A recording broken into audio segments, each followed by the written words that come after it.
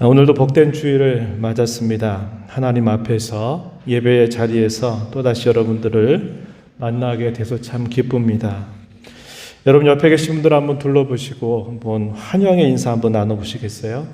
만나서 반갑습니다. 잘 오셨습니다. 이렇게 한번 인사 나눠보시죠. 지난 한 주간 동안 참 변덕스러운 날씨를 우리가 함께 경험하면서 보냈던 것 같습니다. 여러분 뉴스를 통해서 보시겠지만은 강원도 설악산에는 22년 만에 5월 달에 눈이 내렸다고 알려져 있습니다. 여러 가지 이런 기후 변동이 있는 그런 상황이고, 오늘 우리 날씨도 조금은 예년에 비해서는 조금 낮은 편입니다. 그래도 5월은 우리에게 주어졌고, 이 5월은 우리가 잘 아는 것처럼 실록의 계절입니다. 또한 가정의 달입니다. 이 한 달 동안에도 여러분의 가정 또 여러분의 일터에 하나님의 그 은혜가 함께 하기를 축복합니다. 오늘은 하나님 앞에서 우리 어린이들 또 우리의 자녀들, 우리의 다음 세대를 생각하는 주일로 우리가 함께 모였습니다. 15개월 동안 계속되는 코로나로 인해서 우리가 적지 않은 변화를 경험하고 있습니다. 어제 예전에 함께 같은 교회에서 동역을 했던 목사님인데 독일에서 지금 목회를 하고 있습니다. 한 목사님이 제게 긴 편지를 하나 보냈어요. 그 편지의 내용을 보면서 여러분 뉴스를 통해서 아시겠지만은 지금 이 독일 사회가 굉장히 많은 확진자들이 늘어나고 있다는 것, 독일뿐만 아니라 지금은 또 팬데믹처럼 전 세계가 또 확산의 이런 조짐을 보이고 있다는 것을 우리가 알고 있습니다. 그래서 이 독일 사회가 지금 상황이 어떤지, 또 그곳에 처해져 있는 교회가 어떤 변화를 겪고 있는지에 대해서 차분하게 써준 글을 제가 읽었습니다. 그러면서 안타까움을 표현을 하고 또 많은 우려가 나타나 있는 것을 확인했습니다. 저는 이곳의 상황에 대해서 또 역시 우리 한국 교회 또 우리나라가 처해져 있는 상황에 대하여 또 소식을 전달하면서 저 또한 역시 안타까운 현실을 이야기하고 또 우려되는 내용들을 함께 전달을 했습니다. 그러면서 주님의 은혜를 구하고 이 어려움을 함께 극복해 나가자라는 그런 글을 답변으로 썼습니다. 제가 전달한 안타까움과 우려는 이러한 내용입니다. 15개월 동안 계속되는 코로나로 인해서 엎치락 뒤치락 반복하면서 우리의 일상은 많이 바뀌었다고 하는 것, 어느덧 우리의 신앙은 피로감을 느끼고 있다고 하는 것, 무력감과 매너리즘에 젖어가고 있다는 것을 제가 이야기를 했습니다. 그리고 이 코로나로 인해서 소위 가난한 성도가 더 많아졌다라는 것을 표현하기도 했습니다. 가난한 성도가 누구를 뜻하는지 여러분 잘 아시죠? 가난한 성도. 말을 바꿔가지고 교회당에 출석하지 않는 성도, 안 나가는 성도, 이거를 소위 가난한 성도라고 부르고 있습니다. 예전에 이런 코로나가 닥치기 전에도 이미 100만에 웃도는 많은 가난한 신자들이 있다라는 보고가 있었는데, 코로나를 1년 넘는 시간들 동안 우리가 겪어오면서 이 코로나 때문에 더욱더 예배당에 출석하지 않는 신자들이 많아지고 있다는 것이 우리에게 안타까운 현실이라고 하는 겁니다. 이로 인해서 교회마다 재정적인 어려움을 겪고 있고 또 마치 버티고 있는 것처럼 보이는 이런 현실, 이런 것들에 대한 우려를 그 목사님과 함께 나누면서 함께 기도하고 이 어려움을 잘 극복해 나가기를 빈다 하는 그런 내용들을 서로 전달했습니다. 5월에 접어들어서 우리는 사무엘상을 함께 읽어가고 있습니다. 이 사무엘상은 어두웠던 사사 시대와 통일한국 시대를 이어주고 있습니다. 짙은 어둠이 깔린 시대 속에서 여명의 시작을 알려줍니다. 어둠과 빛의 과도기입니다.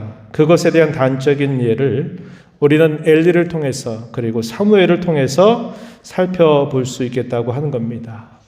이 엘리는 사사시대의 짙은 어두움을 보여주는 인물이라고 한다면, 사무엘은 그 어두움에 비치는 한 줄기 빛과 같은 인물로 소개가 되고 있다 하는 것입니다. 오늘 이런 말씀들을 살펴보면서 특별히 우리의 자녀들과 우리의 다음 세대를 함께 생각해 보는 시간이 되기를 바랍니다. 먼저 사무엘의 출생과 성장에 대한 이야기들, 이것이 주로 사무엘상 1장의 표현이 되고 있는데요. 사무엘상 1장 19절부터 20절에 이 사무엘의 출생에 대한 이야기가 기록이 되고 있습니다. 하지만 이 사무엘에 대한 출생의 배경에 대해서는 그의 가족사를 우리가 빼놓을 수 없고요. 또 그의 어머니였던 한나의 기도를 빼고서는 생각할 수 없습니다. 사무엘의 가정은 행복하거나 평탄하지 않았습니다. 그의 가정은 지파로는 레위 지파에 속해 있었고 아버지는 엘가나라고 하는 사람입니다. 어머니는 한나죠. 어머니가 그런데 한 사람이 아니라 둘입니다. 그의 친어머니 한나 외에 또 다른 어머니가 있었어요. 분인나라고 하는 여인입니다. 엘가나는 분인나보다도 한나를 더 사랑하지만 분인나에게는 자식이 있는 반면에 한나에게는 안타깝게도 자식이 없었습니다. 고대 사회에서 자녀가 없다고 하는 것은 대단히 견디기 힘든 일을 겪는 것과 같습니다. 그런데 그것만이 아니었습니다. 분인나는 자기는 자식이 있다, 그리고 이 한나는 자식이 없다고 하는 이 사실들을 가지고서 한나를 격동시키고 격분시키는 일을 했다고 가르쳐 주고 있습니다. 사무엘상 1장 6절 7절 말씀에 보면은 한나의 마음을 계속적으로 괴롭혔다는 거예요. 그러다 보니까 이 한나가 그로 인해서 참 많은 고통을 경험하게 된 것을 말해줍니다. 남편 엘가나가 한나를 위로하지만 그 위로가 큰 도움이 되지는 못했다는 것을 알게 돼요. 사무엘상 1장 6절로부터 8절에 보면은 이렇게 말합니다. 여호와께서 그에게 임신하지 못하게 하심으로 그의 적수인 분인나가 그를 심히 격동하게 하여 괴롭게 하더라. 이렇게 표현되어 있습니다. 매년 한나가 여호와의 집에 올라갈 때마다 남편이 그같이 하며 분인나가 그를 격분시키므로 그가 울고 먹지 아니하니 그의 남편 엘가나가 그에게 이르되 한나여 어찌하여 울며 어찌하여 먹지 아니하며 어찌하여 그대의 마음이 슬프냐 내가 그대에게 10 아들보다도 낫지 아니하냐 이렇게 했다라고 알려주고 있습니다. 그러나 이 한나에게 자녀가 없는 이 사실은 변하지가 않았고 그 일로 인해서 그는 많은 괴로운 고통을 겪었다는 것을 알게 되죠. 이 한나는 그 괴로운 마음과 그의 분한 마음, 그것을 그 어느 누구에게도 호소할 수가 없었어요. 그래서 그는 하나님께 그 마음을 쏟아내게 되는 겁니다. 그래 한나는 당시 하나님의 언약궤가 있었던 실로라고 하는 곳으로 올라가서 하나님 앞에서 울면서 탄식하면서 기도를 올리게 되는 겁니다. 그러면서 그 기도 가운데 그는 이렇게 하나님께 소원을 올립니다. 하나님이 만약에 제게 자식을 주신다면, 아들을 주신다면 내가 그 아들을 온전히 하나님께 바치겠습니다 라고 하는 소원을 올리게 돼요. 사람이 울분이 가득해서 거기에 슬픔이 가득하게 되면 또렷하게 한마디 한마디를 정확하게 표현하기가 어렵죠. 그와 같이 한나가 기도하는 그의 기도는 제대로 알아듣기 어려운 흐느끼는 그러면서도 제대로 알아들을 수 없는 말로 하나님 앞에 기도를 올리고 있는 겁니다. 그의 곁에 누가 있었냐면 엘리라고 하는 제사장이 있었어요. 대제사장이었는데 한나가 그렇게 기도하는 모습을 보니 엘리는 이 한나의 속사정을 알지도 못한 채 이 한나를 불러서 아주 심하게 책망을 하게 됩니다. 1장 14절 말씀에 보면은 네가 언제까지 취하여 있겠느냐 포도주를 끊어라 이렇게 그를 책망하게 됩니다. 속도 모른 채 마치 불이 질러지고 있는데 부채들이 하는 것처럼 대하는 이 엘리를 향해서 한나는 자신의 속마음을 그대로 이 제사장에게 얘기를 합니다. 이렇게 말하죠. 저는 마음이 슬픈 여자입니다. 포도주나 독주를 마신 것이 아니라 나의 심정을 하나님께 통한 것 뿐입니다. 저는 악한 여자가 아니에요. 나의 원통함과 격분됨이 많기 때문에 제가 하나님 앞에 이렇게 기도를 올리고 있는 겁니다. 이렇게 이야기를 하게 됩니다. 그 말을 들었던 엘리는 대단히 무안했을 거예요. 그의 속사정, 속마음도 살펴보지 않은 채 술 취했다고, 술 끊으라고 이렇게 말을 했으니까 말이죠. 엘리는 그의 말을 듣고서 축복을 하게 됩니다. 뭐라고 축복을 하냐면 내가 간구하는 것들을 하나님께서 허락해 주시기를 원한다라고 이렇게 축복을 해주게 됩니다. 그때 이 한나의 태도는 매우 적극적이고 매우 분명한 태도를 취합니다. 뭐라고 말하냐면 1장 18절 말씀에 보면은 당신의 여종이 당신께 은혜 입기를 원하나이다 라고 이렇게 답변을 합니다. 그리고 기도를 마치고 돌아가서는 어떤 태도를 보였냐면 얼굴에 다시는 근심빛이 없었다라고 성경은 우리에게 가르쳐 줍니다. 우리가 여기서 이 한나의 신앙이 대단히 깊은 신앙이었다라는 것을 우리는 알게 되죠. 왜냐, 우리가 대부분 하나님 앞에 어떤 문제를 가지고 와서 기도하게 우리가 하나님 앞에 다 쏟아내다가도 갈 때는 그 쏟아낸 문제를 다시 끌고 집으로 갈 때가 많다는 거죠. 그래서 하나님 앞에 맡기겠습니다. 의지하겠습니다.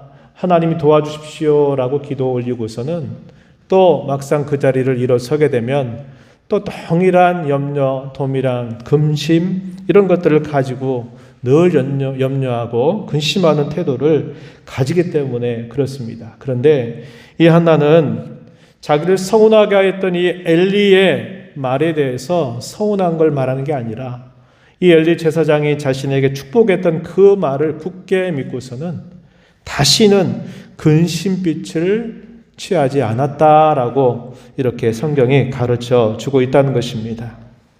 이와 같이 사무엘이 태어난 이 출생의 배경을 보게 되면 그는 가정이 평안하고 좋은 가정에서 태어난 것은 아니었습니다. 한 가정의 불화 속에서 한나의 간절한 기도와 그 기도에 대한 응답으로 태어났음을 알게 됩니다. 우리가 잘 아는 이 사무엘이라고 하는 말의 이름의 뜻, 이 뜻이 그것을 그대로 잘 전달해 준다 하겠습니다. 이 사무엘이라고 하는 이름의 뜻은 두 가지 의미를 표현하는데 하나는 여호와 하나님께 구했다라는 뜻을 나타내고 또 하나는 결과적으로 여호와 하나님께서 그 간구를 들어주셨다라는 뜻을 우리에게 전달해 주고 있는 겁니다. 그의 이름이 불려질 때마다 그는 기도를 통해서 얻은 아들이었다는 것, 자신의 고통 속에서 하나님이 자신을 돌봐주셔서 귀한 아들을 하나님이 주셨다고 하는 사실들을 언제나 되뇌었을 것입니다.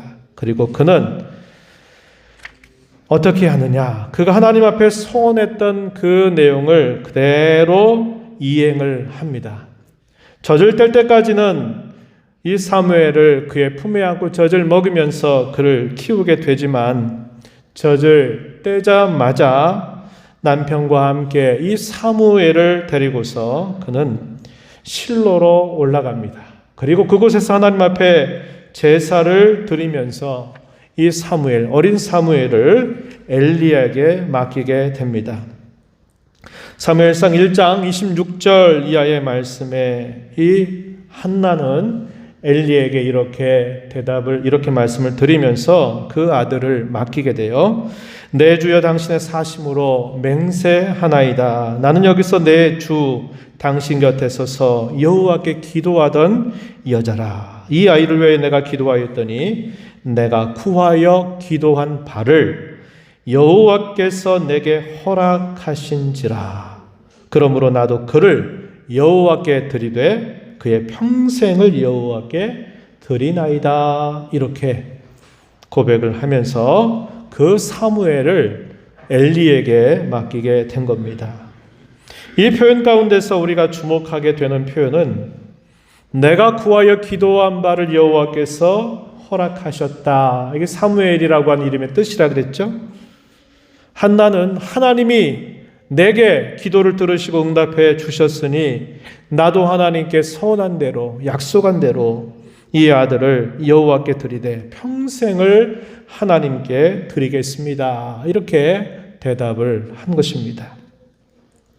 하나님께서 자신에게 베풀어 주신 그 은혜대로 자신 또한 하나님께 서원한 대로 자녀를 드리는 한나의 신앙은 이전보다도 더 깊어졌을 것입니다. 이것이 하나님께서 그에게 뒤늦게 아들을 주신 목적이었다는 것을 우리는 기억해야 합니다. 하나님께 바쳐진 이 사무엘은 당시 제사장이 엘리 앞에서 성장하면서 하나님을 섬기는 법을 배우기 시작합니다. 사무엘상 2장 11절 말씀해 보면은 이렇게 말합니다. 그 아이는 제사장 엘리 앞에서 여호와를 섬기니라 이렇게 기록합니다. 사무엘의 성장에 대해서는 2장으로 가게 되면은 2장 18절 또 21절 또 오늘 우리가 읽은 본문 26절에서 소개가 잘 되고 있습니다. 2장 18절에서 사무엘의 성장에 대해서 이렇게 말해요. 사무엘은 어렸을 때에 세마포 에봇을 입고 여호와 앞에서 섬겼더라. 또 21절 가서 보면은 이렇게 말합니다. 여호와께서 한나를 돌보시사 그로 하여금 임신하여 세 아들과 두 딸을 낳게 하셨고 아이 사무엘은 여호와 앞에서 자라니라 이렇게 표현하고 있습니다. 하나님은 사무엘을 뒤늦게 이 가정에 주셨지만 하나님 그의 가정을 복되게 하셔서 거기에 더 자녀들을 많이 주셨다고 이야기하고 이 사무엘은 하나님 앞에서 계속적으로 성장하게 되었다고 이야기를 해줍니다. 오늘 우리가 읽은 본문 26절 말씀에 보면은 사무엘이 자라면서 여호와와 사람들에게 은총을 더욱 받았다라고 이렇게 말합니다.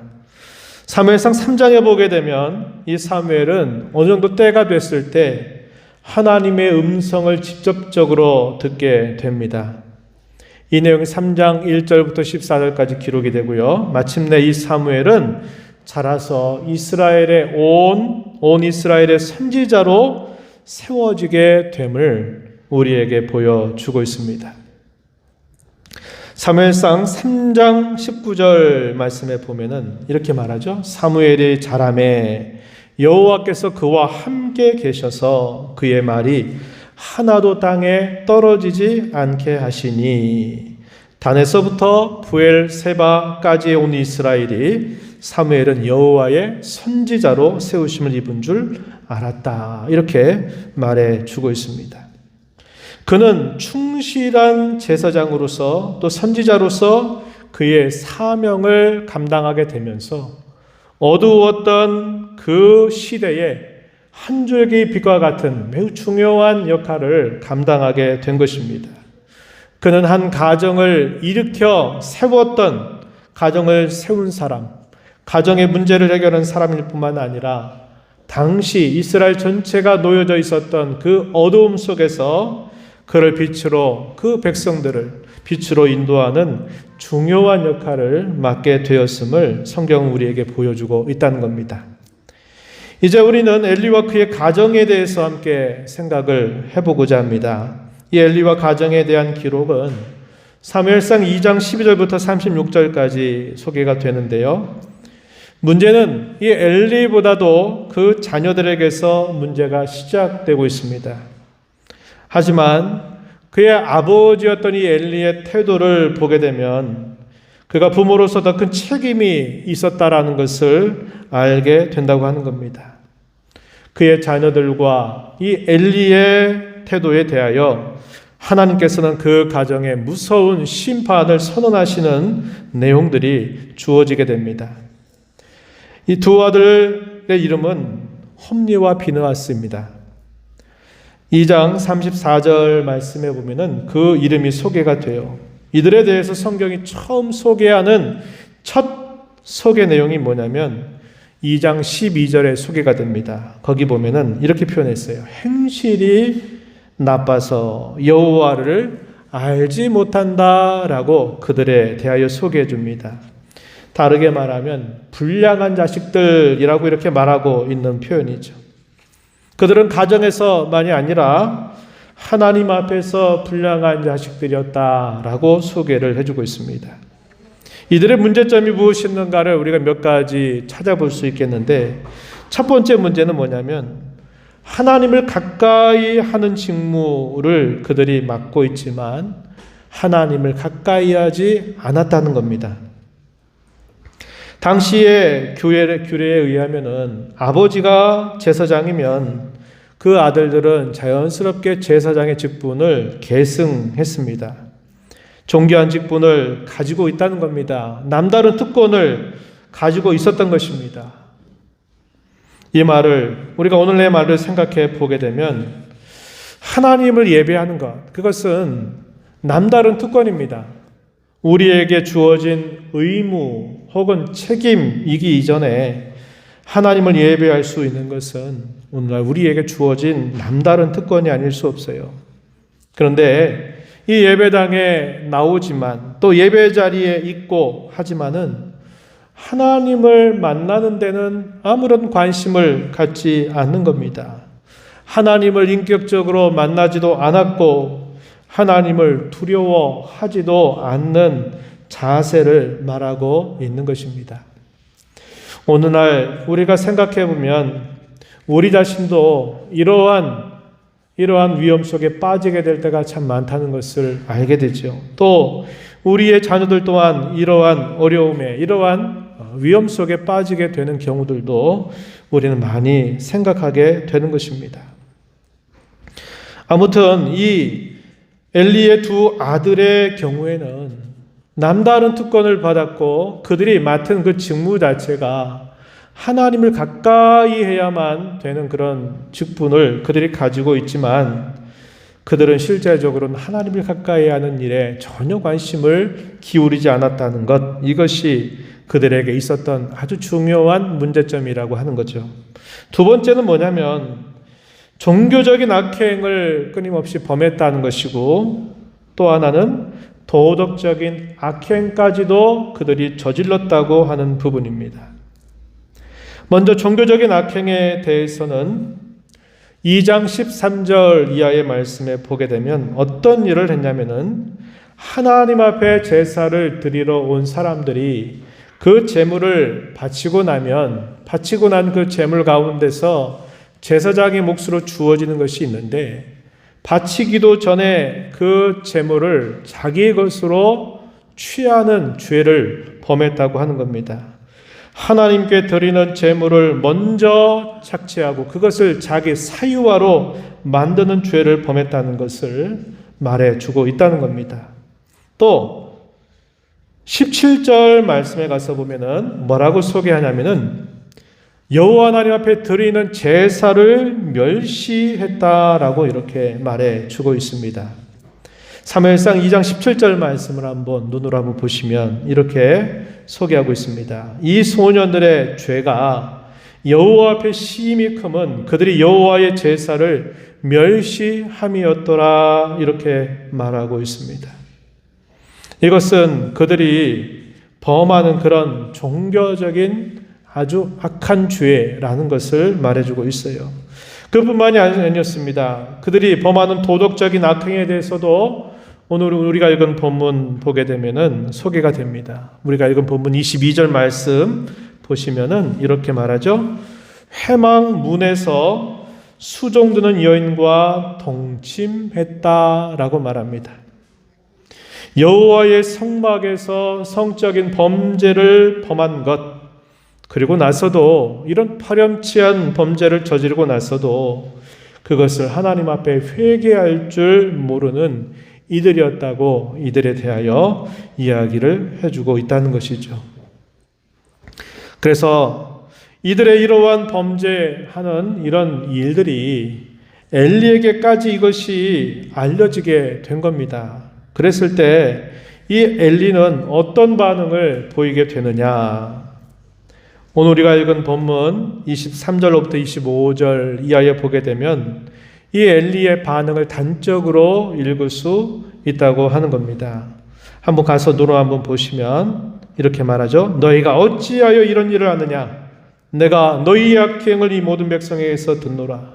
내 아들들아, 그리하지 말라. 내게 들리는 소문이 좋지 아니하니라. 너희가 여호와의 백성으로 범죄하게 하는도다. 사람이 사람에게 범죄하면 하나님이 심판하시려니와. 여기 사람이 사람에게 범죄하면 하나님이, 여기 보면 밑에 이렇게 번호가 붙여 있죠. 밑으로 가서 보면 뭐라고 되어 있습니까? 법관이라는 말로 읽을 수 있다고 표현되어 있죠. 그 말이 더 자연스러울 겁니다. 사람이 사람에게 죄를 범하면 재판을 받아서 법관에 의해서 정당한 벌을 받게 된다는 거죠. 그러나 그 범죄가 사람에게 행한 범죄가 아니라 하나님 앞에서 죄를 범하게 된다면 어찌하겠느냐? 과연 누가 그것을 위해서 그렇게 하지 말아달라고, 심판하지 말아달라고 말할 수 있겠느냐라고 말하면서 그 아들들을 책망하게 됩니다. 이러한 이 엘리의 책망의 내용은 올바른 내용이지만 그의 태도는 대단히 미온적인 태도에 지나지 않았다는 것이 안타까운 일이었다고 하는 겁니다. 하나님께서는 이러한 이 엘리의 태도, 이런 자세에 대해서 뭐라고 말씀하시냐면 네가 나보다도 네 자식들을 더 사랑하는 게 아니냐라고 하나님께서 말씀을 하고 계시는 겁니다. 하나님께서는 자식을 나보다 더 사랑한 것이라고 말씀하시고 그 사랑은 올바른 사랑이 아니라 잘못된 사랑이고 맹목적인 사랑이다 하는 것을 일깨워 주시게 됩니다. 사무엘상 2장 29절 한번 가서 보시면은 이렇게 말합니다. 너희는 어찌하여 내가 내 처소에서 명령한 이 제물과 예물을 밟으며 내 아들들을 나보다 더 중히 여겨 내 백성 이스라엘이 드리는 가장 좋은 것으로 너희들을 살지게 하느냐? 그러므로 이스라엘의 하나님 여호와 하나님 나 여호와가 말하노라. 그러면서 이런 말씀하시죠. 나를 존중히 여기는 자를 내가 존중히 여기고 나를 멸시하는 자를 내가 경멸하리라. 이런 말씀을 그 엘리에게 말씀하시게 됩니다.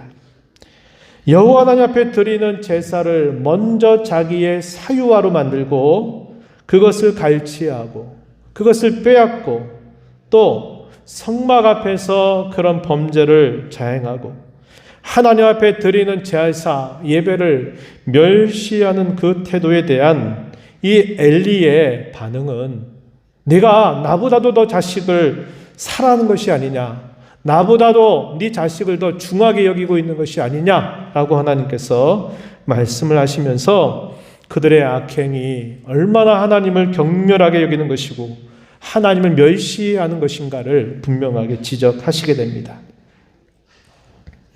그러면서 하나님께서 뭐라고 말씀하시냐면 하나님의 사람을 이 엘리에게 보내시게 됩니다. 2장 27절 말씀에 보면은 이렇게 말하죠. 하나님의 사람이 엘리에게 와서 그에게 말합니다. 그 말하는 내용이 어떤 내용이냐면 그 가정에 하나님의 심판이 임하게 될 것을 말해주고 있는 내용입니다. 그것이 구체적으로는 31절부터 34절까지 쭉 설명하고 있는 내용입니다. 그의 자식들이 한날에 다 죽게 될 것이고 그의 집안에 노인이 한 사람도 남지 않게 될 것이다 라고 하나님이 무서운 심판의 말씀을 이 엘리에게 전달하게 하신 것입니다. 이 엘리에 대한 성경의 묘사 어떻게 표현되어 있냐면 3장 1절과 2절에 보면은 단적으로 이 표현이 잘 나타나고 있어요. 여러분 눈으로 한번 보시면은 이렇게 말합니다. 여호와의 말씀이 희귀하여 이상이 흔히 보이지 않았더라. 엘리의 눈이 점점 어두워 가서 잘 보지 못하는 그때 이렇게 표현했습니다.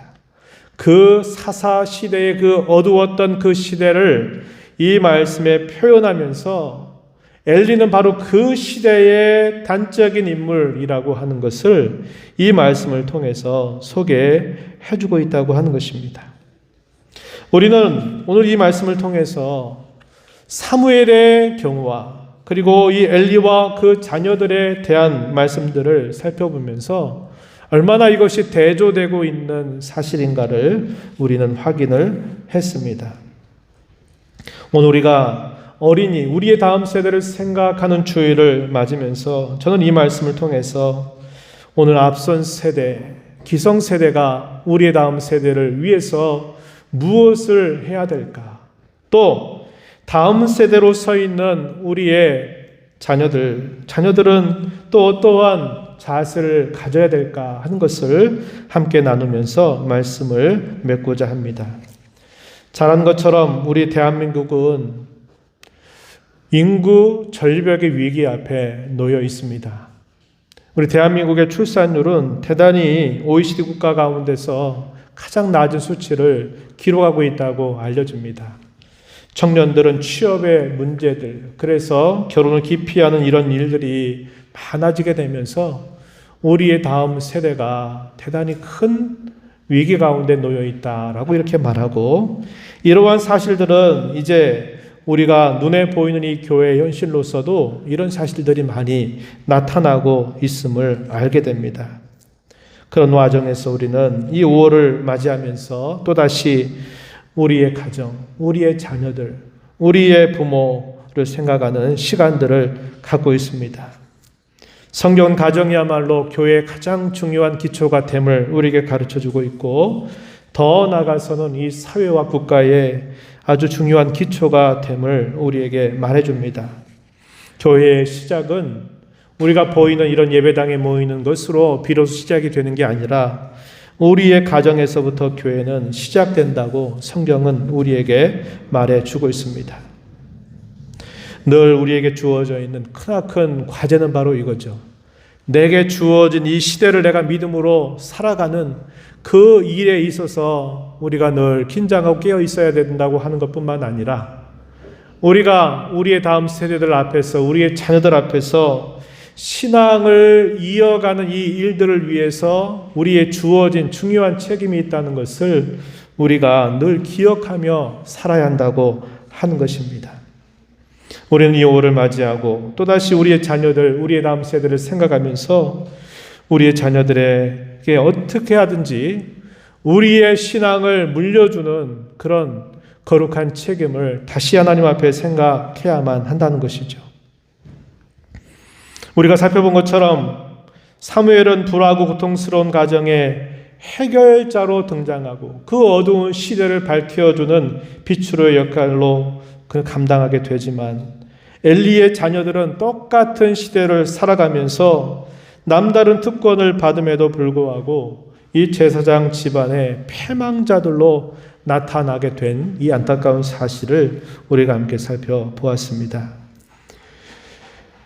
우리가 이 말씀을 생각해 보면서 먼저는 부모로서, 그리고 앞서서 하나님을 섬기는 기존의 세대로서 우리의 자녀들을 위해서 두 가지를 꼭 말씀드리고 싶어요. 하나는 뭐냐면, 한나가 그 사무엘을 낳기 위해서 오랫동안 기다리고 기도하고 하나님 앞에서 기도하면서 그를 소원해서 그를 마침내 출산하고 그를 약속한 대로 하나님 앞에 드렸던 그 자세를 보면서 오늘 저와 여러분 또한 우리의 자녀를 위해서, 우리의 다음 세대를 위해서 우리 평생토록 기도해야 되겠다라고 하는 다짐을 다시 깊이 하나님 앞에서 하자고 하는 겁니다.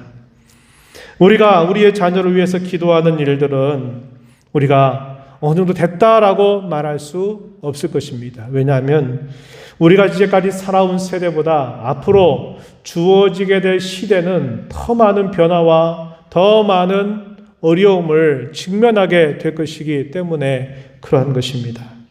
다시 한번 우리의 자녀들을 위해서, 또 우리의 세대를 이어갈 우리의 다음의 세대를 위해서 하나님 앞에 내가 평생토록 기도하리라. 내가 하나님 앞에 기도하리라. 내 자녀를 위해서, 우리의 다음 세대를 위해서, 신앙의 계승을 위해서 기도하리라고 하는 이런 다짐과 함께 다시 기도하던 일들에 힘을 기울이자고 하는 것입니다. 두 번째는 뭐냐? 이제부터라도, 지금부터라도 하나님을 섬기는 길을 가르칠 뿐만 아니라 저와 여러분의 삶으로 보여주기를 다짐하자고 하는 겁니다. 가르친 일들은 할 수 있고 말한 일들은 할 수 있지만 우리의 삶으로 이렇게 하는 거다라고 보여주는 것은 전혀 다른 문제라는 것을 우리 너무나 잘 알고 있습니다. 그러나 우리는 이제부터라도 내게 주어진 모든 시간들, 내게 주어진 모든 기회를 통해서 하나님을 이렇게 섬겨가야 되겠다라고 하는 다짐을 통해서 하나님을 더 바르게, 더 진실하게 섬기는 일에 힘을 기울이고 우리의 행실을 통해서 하나님을 보여드리고 섬겨가는 일들을 잘 이끌어가는 저와 여러분이 되자고 하는 것입니다. 또 다음 우리의 자녀로서 또 다음 세대로서 이 자리에 있는 우리의 다음 세대, 우리 어린 친구들에게 또 한 가지 부탁을 드리고 싶은 것은 이것입니다.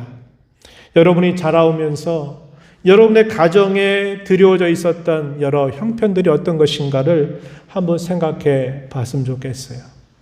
우리 가정은 참 좋은 가정에서 나는 태어났지, 우리 가정은 부족함이 없지, 이렇게 말할 수 있는 사람보다는 여러 가지 많은 어려움, 아버지, 어머니, 또 가정의 경제적인 어려움들, 이런 많은 어려움들 속에서 나도 싫어하지만 내게 형성되어 있는 여러 그늘들이 있을 수 있다는 겁니다. 그걸 한번 곰곰이 생각해 봤으면 좋겠다는 거예요.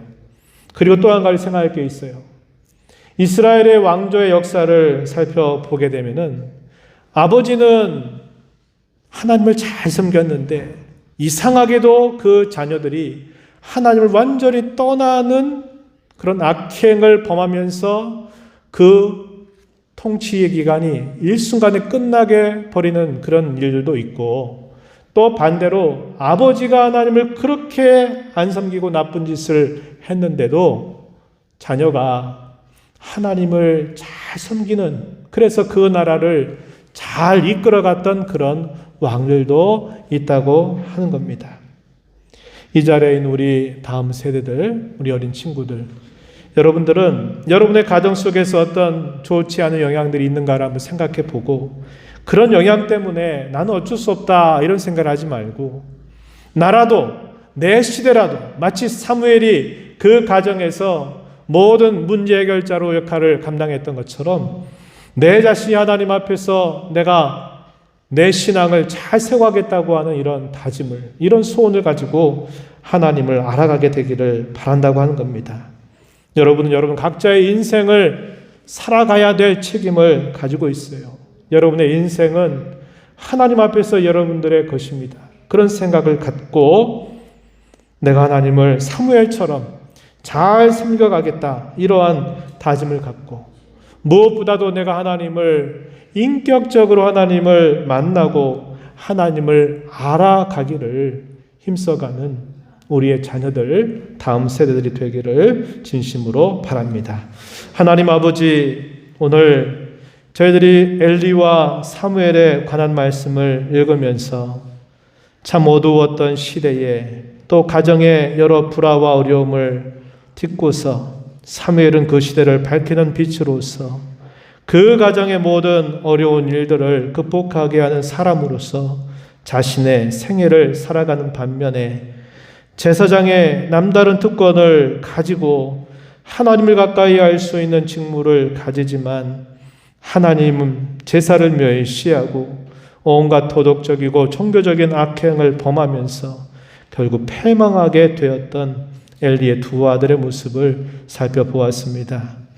앞선 세대로서, 부모로서 우리의 자녀들을 신앙으로 잘 챙겨가는 일들, 그리고 자녀로서 다음 세대로서 하나님 앞에서 내 삶에 대한 책임을 갖고서 하나님을 잘 섬겨가는 일들에 거룩하게 다짐하고 나아가는 저희 모든 가정, 또 우리의 교회가 되도록 은혜 내려 주옵소서. 예수님 이름으로 기도하옵나이다. 아멘.